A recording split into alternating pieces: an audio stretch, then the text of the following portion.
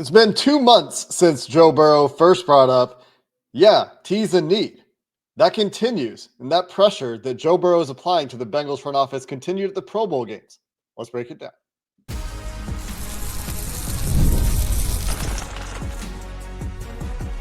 You are Locked On Bengals, your daily Cincinnati Bengals podcast. Part of the Locked On Podcast Network, your team every day. What up, Bengals fans, and welcome to another episode of the Locked On Bengals podcast. I'm your host, Jake Liscow. He's your host, James Rapien, and we are Locked On Bengals, your team every day on YouTube and everywhere you get your podcasts on the Locked On Podcast Network. And today it's time to analyze some Joe Burrow comments. The Pro Bowl games behind us, Joe Burrow continuing to take every opportunity when asked to exert pressure on the Bengals front office to keep their good players, their great players, their elite players on the team, and not taking for granted his platform. And it's so interesting, James, when you think about how Joe Burrow is doing this consistently. It sounds very reasonable every time he talks about it, and reflecting on the Carson Palmer example in juxtaposition. That's one of the comparisons that we'll make in today's episode. We're going to get to today. Today's episode brought to you by Gametime, where you can create an account and use code LOCKEDONNFL to get $20 off on your first purchase of tickets. And James, let's dive in to this pressure that Joe Burrow has been consistently using his platform, speaking with the media, to put on the Bengals front office, knowing what we know now. The Duke Tobin has met with Joe Burrow to talk about the offseason at this point. Yeah, it's so interesting to me because Joe Burrow is doing something that he's never done. He's always been the good soldier. He never whined and complained about the offensive line, even though the entire city was whining and complaining about the offensive line. When his knee got shredded, when he came back and had to wear a bulky knee brace that he absolutely hated to wear, when he was playing through an MCL injury during that entire playoff run.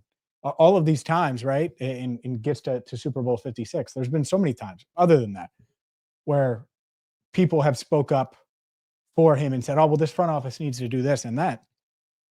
And so he goes to his first Pro Bowl games and is in attendance because he is healthy and they aren't participating in the Super Bowl and all of the things that come with that.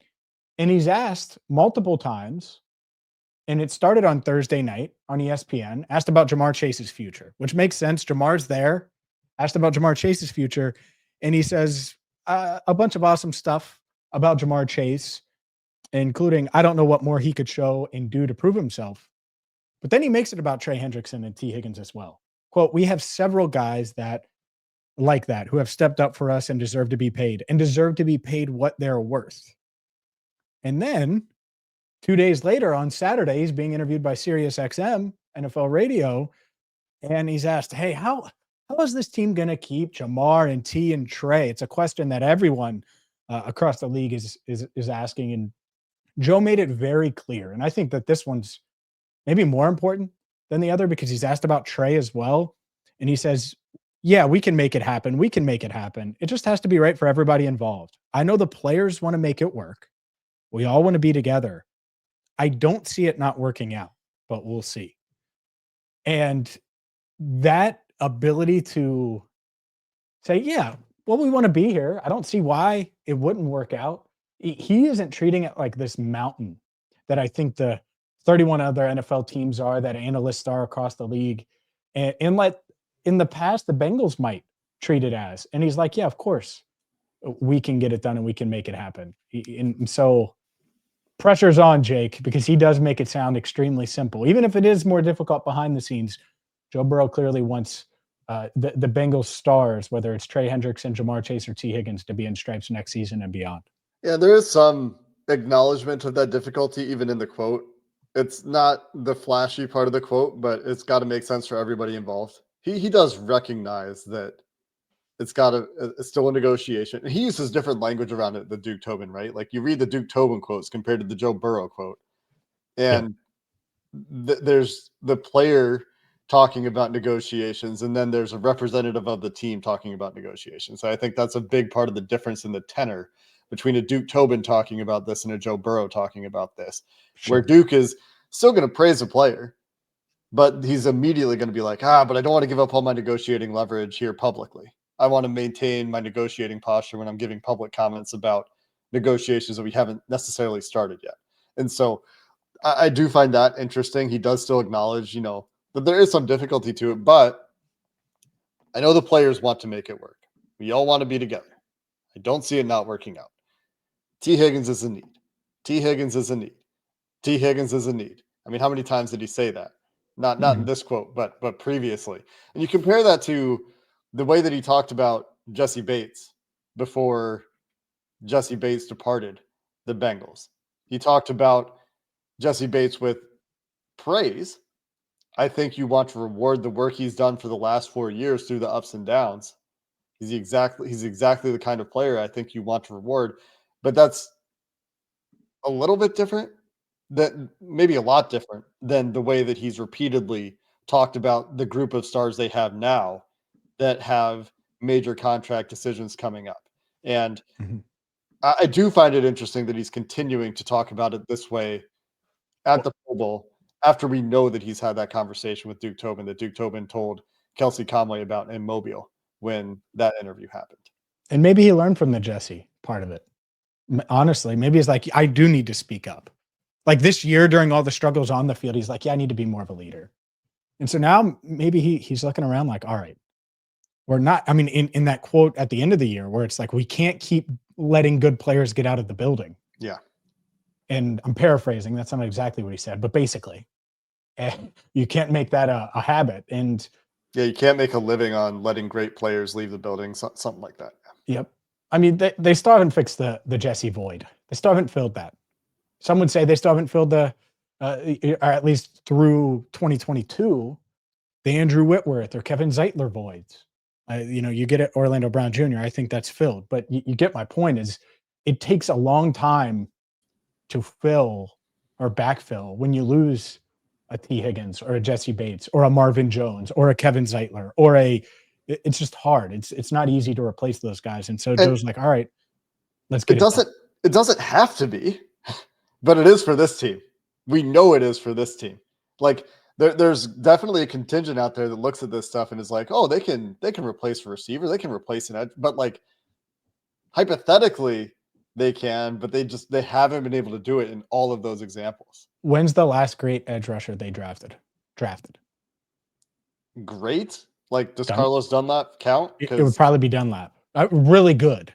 Yeah. Really good edge rusher. Like borderline Pro Bowler. It would be Dunlap, right? It's Dunlap and Justin Smith, who was like a tweener. And you were I was in grade school. You were in high school. You're older than me. I was in freaking grade school when they drafted Justin Smith. Yeah. All right. I mean, I guess junior high, probably 2004, I believe it was. Or no, it was earlier than that. It wasn't 04. Yeah, I was definitely in grade school. You were in junior high. The point is it's been a really long time, Jake. Mm-hmm. And the other element of this, and this matters as much as any, is you have this elite quarterback that some think is the best in the NFL. Some think he's second. Some think he's fourth. It doesn't matter. He's one of those dudes. And that's probably the lowest you could put him objectively. It's fourth in the NFL. Like the window is now. It cannot be, well, let's slow play this and sustain it and all that.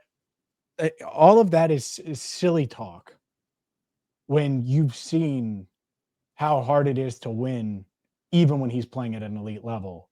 And so I think that's part of it. And there's plenty here.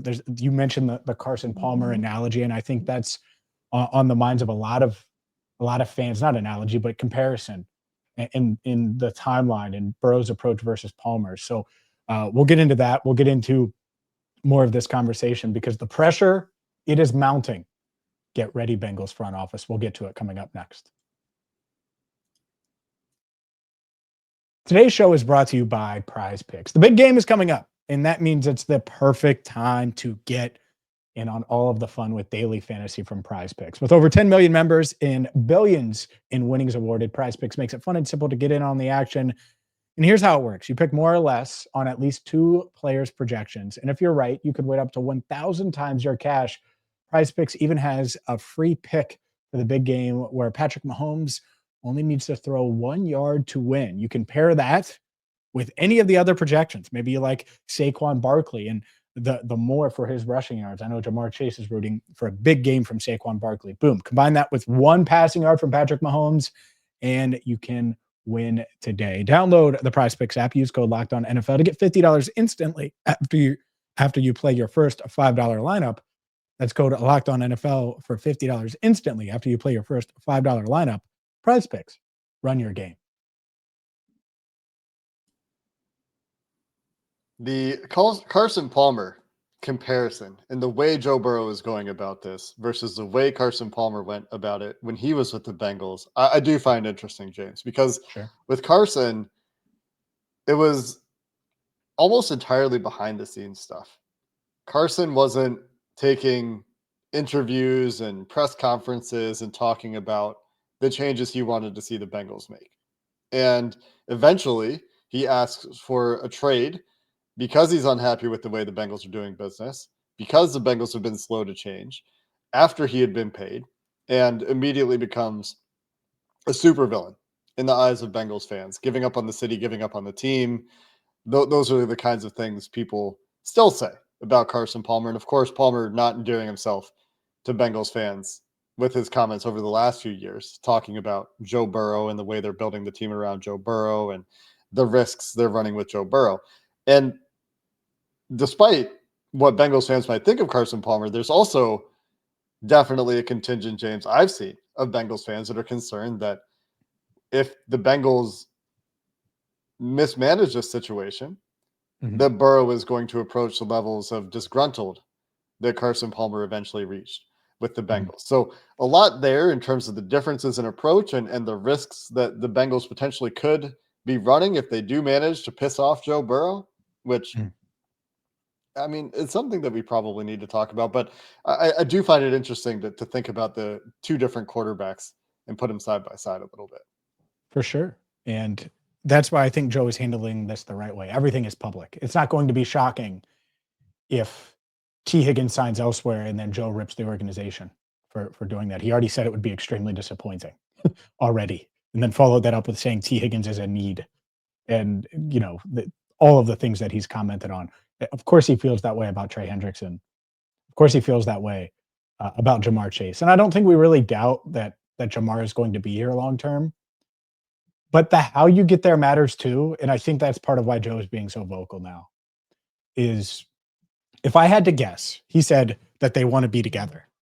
He talked to Teets. He's like, yeah, I would love to be there. Love to stay here and be in Cincinnati. I'm sure that happened. I'm sure that conversation happened. Jamar obviously wants to be in Cincinnati and be with Joe. Trey loves it here and wants to be compensated fairly. From Joe's vantage point, it's like, all right, well, these are our best players. Why wouldn't you do that? Especially when, and I get it, this Bengals organization has changed. They're far more aggressive in free agency than they were in past years and in the pre-Joe Burrow era. At the same time, if you're Joe Burrow and you're looking at their free agent haul from last year, Mike Gesicki was a hit. Trent Brown fit well, but it was a bargain signing. Zach Moss fit well. I think certainly a better fit than fans, and Joe respected him, but it obviously didn't work out, and he got hurt there in the middle of the year. But it's not like you're looking at a bunch of hits like you saw in 2020 and 2021. And you know what these guys are. So it's really tough. I think it would be tough to convince Joe, hey, letting T walk makes sense for this reason, or doing this makes sense for that's a tough sell. And good luck doing it. Good luck selling that when he knows what they have in these guys, and just because the pieces around them weren't good enough to win. Because I hear this all the time. Oh, well, they went 9-8 with them. What are they going to be like? It's like, no, that doesn't mean that they shouldn't keep these guys. It means the other pieces around them, the other 48, I'm going to put Orlando Brown Jr. in this too. The other 48 players around the top 5 guys on the roster need to be better. And that's their mindset. And they can do that with keeping these guys. And I think that's Joe's point the whole time. And so we'll see if it happens. I do like that it's public though, and not just from a content standpoint, but from a a holding the organization accountable standpoint. Much more easy to do it when it's out there and you're being as transparent as Joe is. And it never feels unreasonable to me No. anyway. Keep your stars. I mean, It's not an outlandish thing to say. Whoa. Crazy, right? And keep your best players. I mean, but there are some people that think it is crazy. There are people that are saying keeping 2 wide receivers is crazy. Paying an edge rusher an extension that would take him into his age 32 and age 33 seasons is crazy. Look at what happens to edge rusher production when they get on the wrong side of 30. And that's not a crazy reaction either. There's reasonable arguments on both sides of that platform, or whatever you want to call it. So I do think that's interesting. But when you look at the Bengals recently, and you're talking about, the way that they're changing and being more aggressive in free agency, I kind of question that a little bit. They did early when they had Joe Burrow on the rookie contract.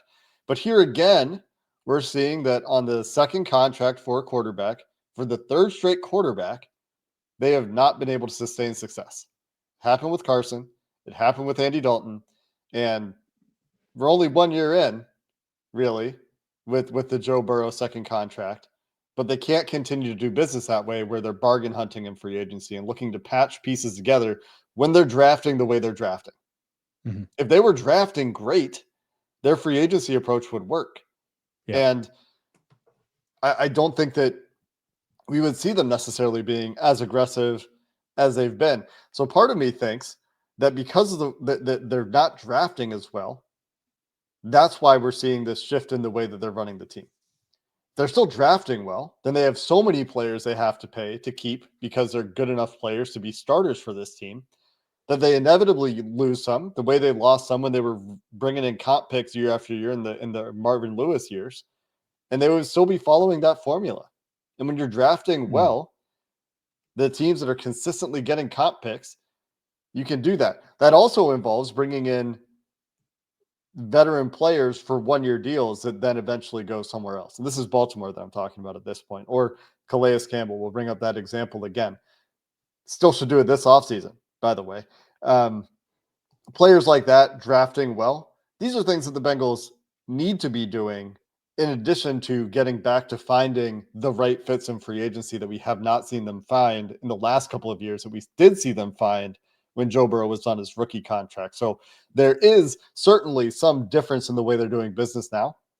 I'm not saying there's not, but I wonder how different it might look if they were hitting in the draft, because so much of what they're doing is reacting to trying to fill holes that, like we talked about earlier, it has taken them draft picks and money to replace, because in risk aversion in not extending players because they're worried about committing money, they're then creating more risk in having to use all these other assets to then eventually replace those players. Well, I think it's twofold. They started doing that because they stunk after 2019. We knew that.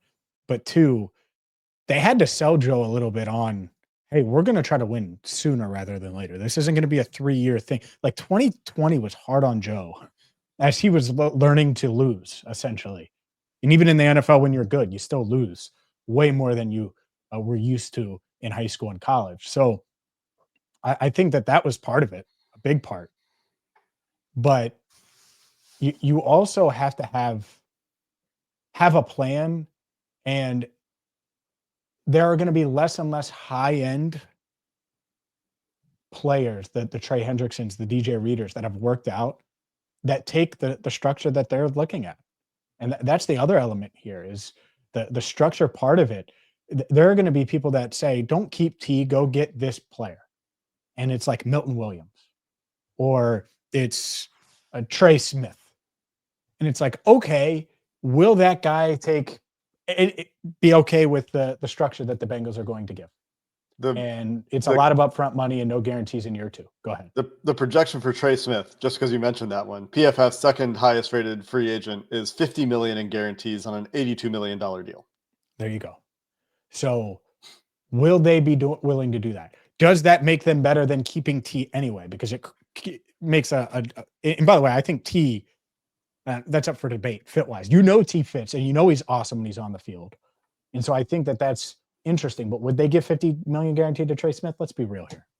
Let's be honest. No. The answer is no. That wouldn't happen, especially if they're giving all this guaranteed money to Jamar and possibly Trey. And so there's that. I also have one more point about free agency and kind of the plan, because the plan should involve this paying your stars. Joe thinks that, and I agree with him. And there's probably one more reason why. I'll give it coming up next. Today's show is brought to you by Gametime. The big game, well, it is here. And whether you're going to New Orleans or whether you're thinking about opening day with spring training starting later this month, you got to get to all of your favorite events by using Gametime. The Gametime app is going to make it easier. It's going to take all of the guesswork out of finding the best tickets, the right seats, the right price for you. Gametime Picks has made it even easier. Right now with Gametime Picks, they filter out all of the fluff and find the deals that you're going to be looking for, so you don't have to look through all the thousands of tickets to find the right seat. And the seat view feature is awesome because you can see exactly what your seat's going to look like in the arena, in the stadium, in the ballpark, and you know exactly what you're getting with what you're getting it for. It is the best app you can have for getting tickets to your favorite live events. So make your next event even better by downloading the Gametime app, creating an account, and using code LOCKEDONNFL for $20 off your first purchase. Terms apply. Again, that's code LOCKEDONNFL for $20 off. Download Gametime today. Last minute tickets, lowest price, guaranteed. The other element here, Jake, that I just want to make pretty darn clear, and I know you're aware of this, and I'm sure we've talked about it, but they lucked into Orlando Brown Jr. The big get a few years ago that was from another team, you know, so outside of DJ Reader and Trey Hendrickson, their big get has been Orlando Brown Jr. And it wasn't like their plan, their free agent plan was, we're going to go get Orlando Brown Jr., even though they were aware, at least as of the combine, I think it came out publicly that the Chiefs weren't franchise tagging him. And so when you throw that in there, it's like, all right, well, they haven't been even close to the big fish hunting in free agency. And if you're not going to hunt big fish in free agency, well, you might as well keep your own. It's just another point I want to put out there. And not only keep your own, but keep your own aggressively, because they cost themselves money. They cost themselves picks consistently when they wait until the last minute to get these deals done. We've seen it with Jesse Bates. They've had to go through and they cost themselves wins. They had to spend draft picks. They had to spend money on free agents to try to fill that role for cheaper and increasing amounts of money. They tried to go real cheap. Then they went mid-level in consecutive years from Nick Scott to Geno Stone.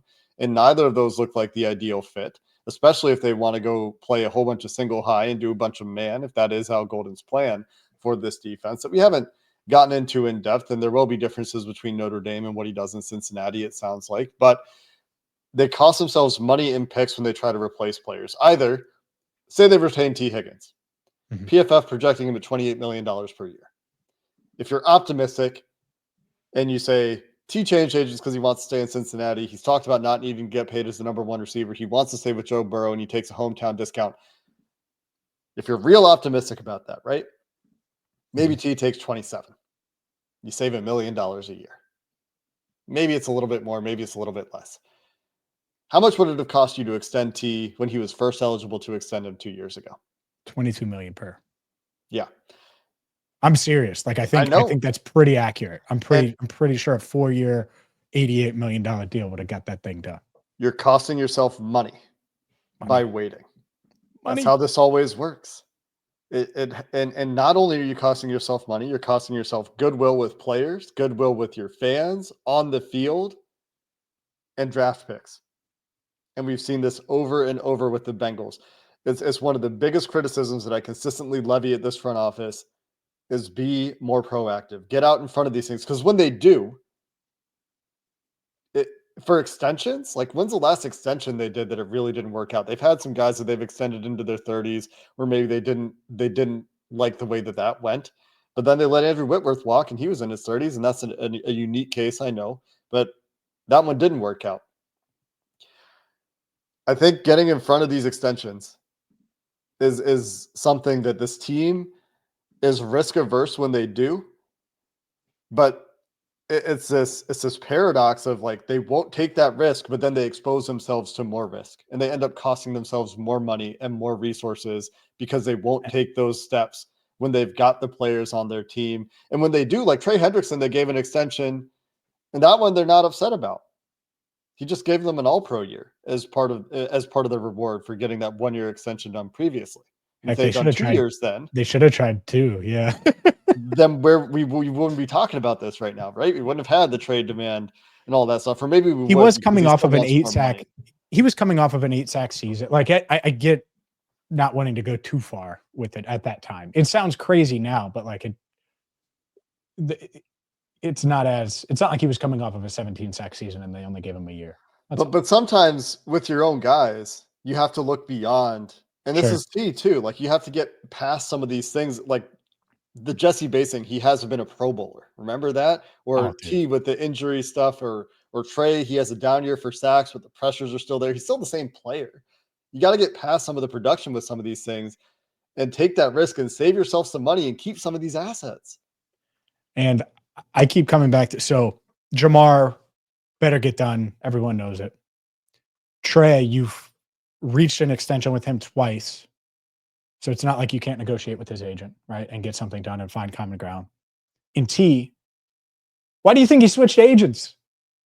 He didn't switch agents because he really, really wants to go to Tampa.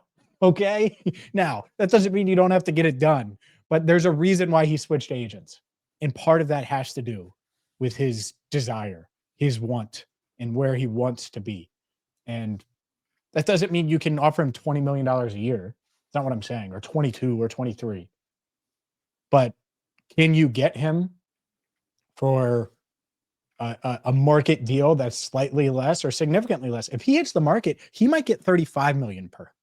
There might be a bidding where he might get to 37. He might beat Justin Jefferson. You know why? Because the Patriots and the Chargers and all of these other teams are going to be competing against each other. It's much different when the guy hits the market. If T. Higgins hits the market, he's 100% gone.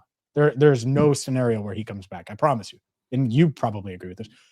And it is far more likely that he gets 35 plus million per year if he hits the market than coming back to Cincinnati. So you can't let it happen, is my point.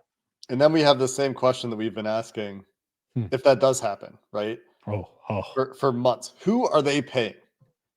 If they're not paying T and they're not paying Trey Hendrickson. I'm available. $5 million per. I don't know what I'll be doing. I'm not going to help the team win, but I'll sit there and work out and use the facility. There's all this hand wringing over there's only so much money. There's only so much cap space. Yeah. And I get it. That is true, especially the way the Bengals manage the cap. And we would like that to change. But even putting that aside, even putting aside how they manage the cap. Plenty of money. Yep. There's so much money and so much cap space. Because there's no one to pay. Are they just bringing back all of these underperforming veterans? Like Sheldon Ranks is coming back all of a sudden because you need to spend money? Like, that's an extreme example. But you get my point, right? The money has to go somewhere. And so if you're letting T walk and you're trading Trey, and what was it you said before the show? You're trading Trey for a second and third round pick. The most recent second and third round picks. You're trading Trey for Chris Jenkins and McKinley Jackson. And McKinley Jackson or Jermaine Burton. Hey, let's do it for all three. Who would you rather have? Yeah. Pretty simple. Not a hard choice. Not to throw any shade at the Bengals young players here, but no. It's hard to get that right, especially for this team. I don't see the alternative that I trust this team to execute. Is part of the problem I have with the alternatives being suggested. Like, yeah, if you're a competent team, trading Trey could make sense. You would probably have a replacement for T or a plan there. And maybe it's not so crazy. But for this team, I have a really hard time seeing the alternative. And they're supposed to be in contention, not a playoff contender. This isn't 2013 Andy Dalton Bengals. Yeah. It's much different. And that's where I go to. And so Joe Burrow, public pressure, history, we've laid out everything. It needs to happen. We'll see if it happens. obviously we're going to talk more about this throughout the offseason, Jake. No, this is it. Yeah, This right. is it. It would be nice. Done deal. Yeah. We're going to talk about, we'll just point people to this episode. No, we'll continue to talk about it. This is going to continue to come up. We'll continue to break down the financial aspect of this as well. We'll try to find the alternatives at some point because we're probably going to have to examine the alternatives if these deals don't get done in the next couple of weeks. And the combine, I think, is when we'll start to see this really heat up. If we're talking about when this could happen, the combine is traditionally when a lot of this stuff would really start to pick up, and we'll potentially hear a little bit more about it. And that's pretty close now too. How far away are you from the combine, James? A couple weeks? Few weeks. Jake might take a boat to a plane, to another plane, to another plane to the combine. Who knows? That is what it takes for me to travel east. That's going to do it for this episode of the Locked On Bengals podcast. Until next time, thanks for listening. Hoo day, and have a good one. Bengals be like, that's what it takes for us to sign our best guys.